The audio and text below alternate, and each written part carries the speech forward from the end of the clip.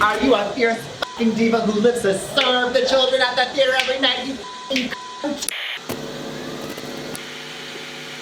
You fucking serve that tea, bitch! You serve that piping hot tea and you spill it all over those fucking in the seats, you you diva! You bitch! Oh, hi! Hi, everybody. We are in the audience here at our show. It's the second night of Trixie and Katya. Yeah, we thought we would take the second night to just observe what the dolls are doing. So we're going to take a back seat and see if those divas can really wiggle. I think we do good. But we're not going to be able to see what we do from here. We have to do it on stage. That's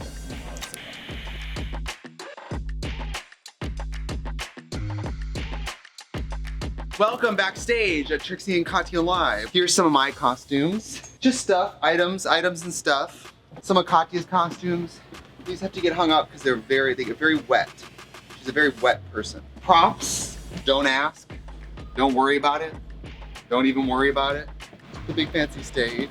More of our lovely costumes. These are set dressing, we don't really wear them. This is one of our props, it's like my dressing room area. Look at that. No expenses spared. That's a hand mirror taped to the wall, my friend. This is in the show. I won't give away why or what it does. I'm not saying she's unreliable. I'm just saying it's good to have a dummy of Katya on hand next to the stage at all times, because you never know, okay? You can see some more of my costumes for the show.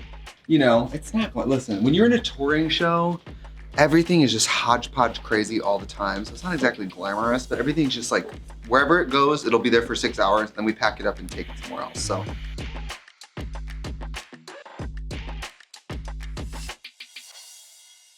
I was brought onto this project because they were looking for a theater director who has built road tours and also has a lot of experience with comedy, because this is a proper play. I think audiences are going to be surprised by what they're seeing. It's not that much improv. It's memorized dances, memorized scripts. A lot of steps, a lot of choreo. It's the day of the show, and she's asking the words of the show. You know, I think perhaps people think they're coming to an episode of Live. We're doing a play. We are telling a story about something that they get wrapped up in and hijinks ensue. It's a full-out Broadway musical in a lot of ways. We do solo programs. This is way more ambitious than things I would do on my own. There's so much going on in the show, but also internally and externally on just a personal level, there's so much going on. It's really a roller coaster, because I go from bone dry to absolutely soaking wet. I mean, soaking wet. Like I just got out of a pool. During intermission,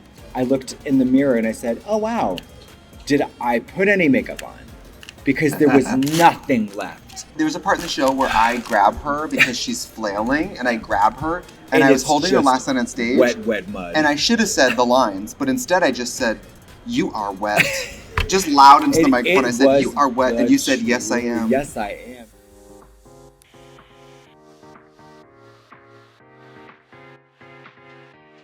Hi. Welcome to the Zen room. We got tea, that's actually really nice. All kinds of tea, honey, sugar, whatever. A hand mask. I'm gonna do this later. Oh, the coloring book. This is a beard coloring book. Sadly, I think this is probably the most action I'm gonna see on tour. What is your favorite part of the show? What's your most challenging part of the show? To be honest, every time we do one of the bigger dance numbers, I know that we're letting the children have it. And so I like that. Okay. I mean, obviously I like the comedy, but we get to tell jokes a lot more than we get to dance fiercely. Yeah. We are lucky though, because we have 4 dancers who are just actually perfect. Incredible. Look perfect, they're nice. I don't know how people this hot and talented are nice. I'll tell you, if I looked like them, Mary, I wouldn't give us the time of day. Mary, I'm disgusting, I'm still an asshole. The dolls were out there giving a 1-2. I don't think most people would expect them to like go for it like that. And I certainly was not expecting it. But I remember the first time when I did Hello Hello with Trixie and saw her in rehearsal, and she looked at the other dancer and she said, Tom, it's on 1 and 2. And I said, she picked up these steps that for us were difficult, and she really surprised me with that. And then to throw Katya in the mix and see her do these like Broadway style numbers, it's really fun. And then on top of that, to still be funny and get that character across. Laganja Estranja, who choreographed this, is one of the greatest choreographers I've ever worked with, and I've worked with a lot of the best on Broadway. She's brilliant, particularly with building beautiful organic dance that pairs with comedy. But I mean, we're doing lyrical, Broadway, jazz, pop, contemporary. I mean, they do it all, and it all feels of one whole. She doesn't hold back when she's creating in the room. She's like creating to like this high standard. Yeah. She has actually pushed our ability, I would say, too far. Oh, I would yeah. say she was too optimistic, so we're trying our best.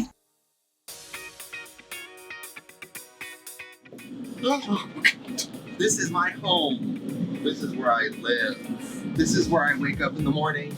Sometimes I see fans standing outside and they don't know that I'm in here. Or they probably do figure out that I'm in here and I'm just staring. This tour has 2 buses, one for me and one for Katya, so we never have to see each other, which is fabulous. This is like a little dining room table. Sometimes my boyfriend will come on tour and we'll like have breakfast here, work on our computers. But this is, I hope nobody minds me showing you. I'll show you. So this is my room, and I'll show you what a normal bed looks like. Brandon wouldn't mind me showing his bed. All right. This is a normal bed. You crawl up in there, you sleep in here. This actually, honestly, of course having the bedroom is nice, but these little beds are like, you sleep like a baby. It's pitch black. At night the bus is moving, so you're like this. It's air conditioning in your face. I love it, I love it. And then I drink a lot, so they put my name on my door. You know, I grew up poor white trash in a trailer, and they don't tell you this. If you get too successful, guess what? They put you right back on a trailer. This is pretty much the size of the house I grew up in. At least this one moves. Oh, look. You can see Katya's bus across the street. Ironically, she has the pink bus. I know. I got the blue one. You wanna know why? What? You know when someone's like really pretty and so they can do like an ugly haircut?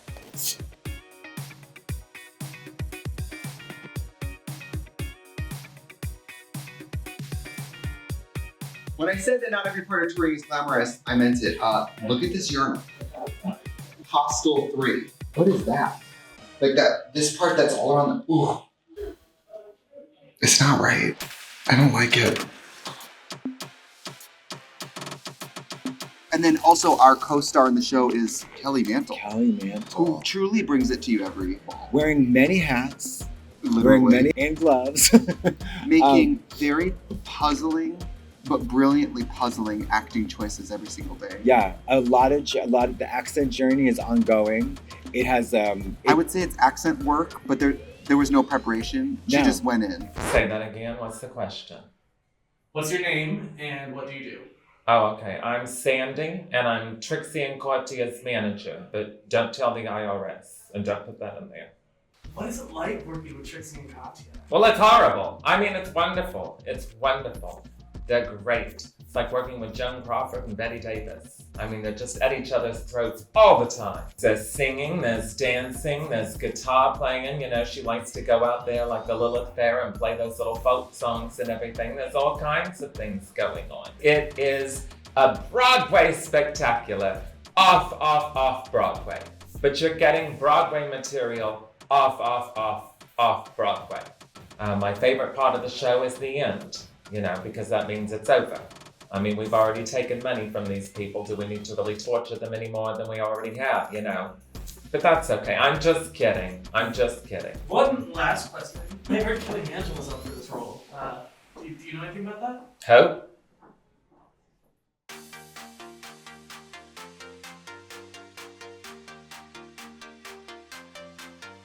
What are you hoping you see tonight in the show? Trixie's vagina. Tits. I hope they strip and dance. Yeah, some sort of sex maybe. 2 biological women serving.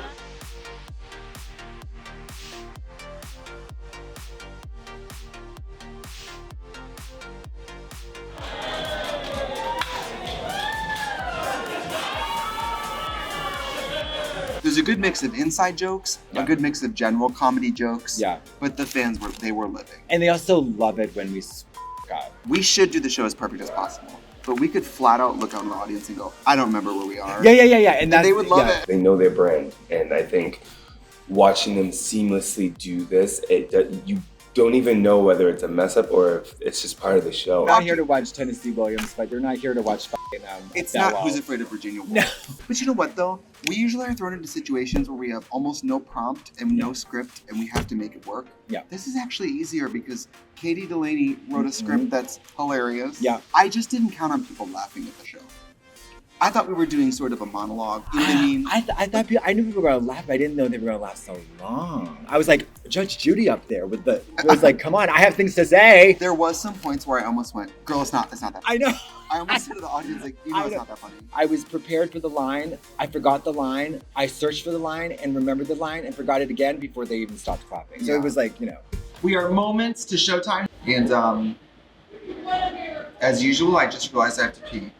As a fan, it was really important to me to be protective of like the quality of their work, and I had no idea what to expect, and it really changed the way I see drag and performance, because being in the room with them without makeup on, it's just working with two brilliant comic actors who happen to have personas that they play that are drag queens in this play.